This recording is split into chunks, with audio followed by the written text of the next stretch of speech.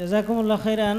শায়েখ, ঈদে মিলাদুন্নবী সাল্লাল্লাহু আলাইহি ওয়াসাল্লামের দিবসে আমল করার সুন্নত পদ্ধতি কি? ঈদে মিলাদুন্নবী এটা ইসলামের একটা বড় বিদআত। ইসলামের প্রথম 600 বছরে এই শব্দটাই আপনারা পাবেন না। আজকে আমি জামে মসজিদে যেহেতু আলোচনা করেছি, এখানে বিস্তারিত বলবো না।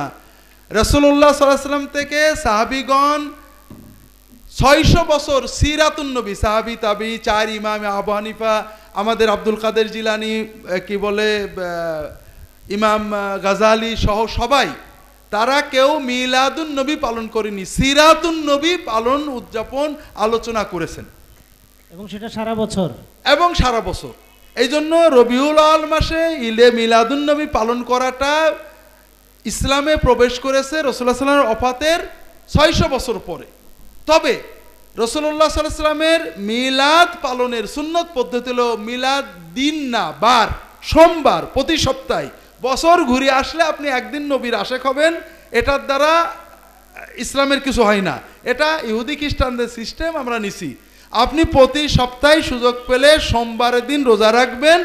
এটা হলো রাসূলুল্লাহ সাল্লাল্লাহু আলাইহি ওয়াসাল্লামের মিলাদ, জন্মে আমাদের শুকরিয়া আনন্দ প্রকাশের সুন্নত পদ্ধতি। রাসূলুল্লাহ সাল্লাল্লাহু আলাইহি ওয়াসাল্লাম সোমবারে রোজা রাখতেন। সাহাবা একরাম প্রশ্ন করেন, ইয়া রাসূলুল্লাহ, আপনি সোমবারে কেন রোজা রাখেন? তিনি বলেন, আমি এই দিনে জন্মেছি এবং এই দিনে আমি নবুয়ত পেয়েছি। অন্য হাদিসে আসছে নবীজি সোমবারে হিজরতও করেছেন, সোমবারে মদিনায় পৌঁছেছেন। আমরা জানি সোমবারে তার মৃত্যুও বটে। এই জন্য সোমবারে রোজা রাখা একটা সুন্নত আমল, এটা আপনারা পালন করবেন। এটাতে অনেক বরকত ইনশাআল্লাহ নসিব হবে।